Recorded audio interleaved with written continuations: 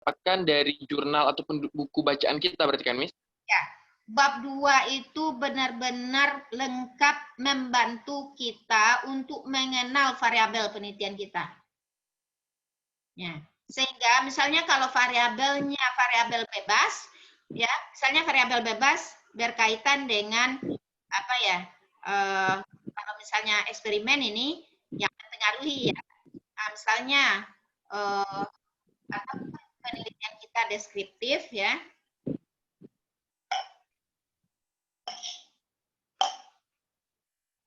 Ya, penelitian kita penelitian apa ya? Causal comparative misalnya, kita mau mengkaji tentang gender misalnya. Misalnya pengaruh gender dengan apa terhadap kemampuan bahasa Inggris misalnya. Kalau gender itu kan nggak bisa kita angkakan itu. Cuman variabel atribut saja. Kalau memahami itu apa yang dijelaskan tentang variabel atribut untuk membedakan mengklasifikasikan dua kelompok, gendernya feminim dengan ya apa atau female dengan male atau feminim dengan maskulin misalnya ya. Misalnya setelah kita pisahkan, nah kita harus tahu apa ciri-ciri maskulin, apa ciri-ciri feminin. Nah, kemudian baru kita lihat kalau dari segi bahasa, misalnya dari apa ya jumlah penguasaan penguasaan kosakatanya misalnya. Kalau penguasaan kosakatanya, nah itu kan kita harus tahu ya berapa tingkatan kosakatanya. Nah, berarti harus jelas kosakata itu, ya vocab itu sendiri harus jelas teorinya. Apa-apa saja yang akan kita ukur untuk mengetahui kosakatanya. Nah, jadi vocab itu apa saja yang masuk vocab. Nah, kalau vocab secara umum tidak kita batasi, berarti masuk blending, masuk clipping, masuk yang semua idiom ya. Harus kita kuasai apa saja bagian dari vocab itu. Jadi bacalah buku vocabulary. Tapi kalau vocab dibatasi, misalnya dari sisi apa ya, penggunaan vocab yang berkaitan dengan apa ya, jumlah kita mau melihat ya penguasaan vocabnya terkait dengan politik misalnya.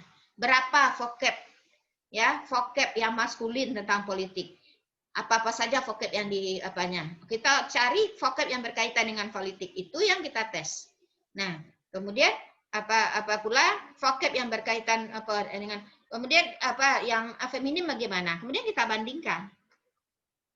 Nah, jadi harus jelas maskulin, feminim, teorinya jelas sehingga kita bisa mengelompokkan ini yang dikatakan maskulin, ini yang dikatakan feminim, ya. Nah, bagi kemudian vocabnya jelas apa saja vocab. Kalau vocabulary kita apakan, nah nggak kita batasi, maka semua vocab harus masuk. Tapi kita batasi vocab yang terkait dengan apa, vocab tentang apa. Kan vocab itu banyak macamnya. Vocab yang berkaitan dengan teknik misalnya. Biasanya kan itu lebih banyak laki-laki dibandingkan dengan wanita yang menguasainya.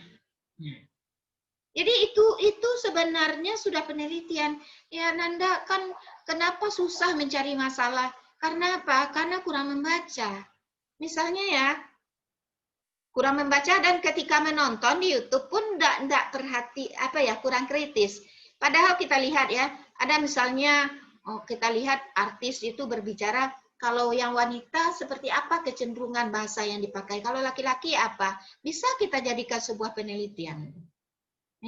Penelitian yang berkaitan dengan bahasa. Dan tapi harus dikaitkan juga dengan pendidikan. Kalau begitu, kalau pendidikan ya, kalau ini kecenderungannya berarti kalau kita ngajar, kalau di sana seimbang laki-laki dengan wanita, maka keduanya harus kita masukkan. Nah, vocab itu harus kita imbangi.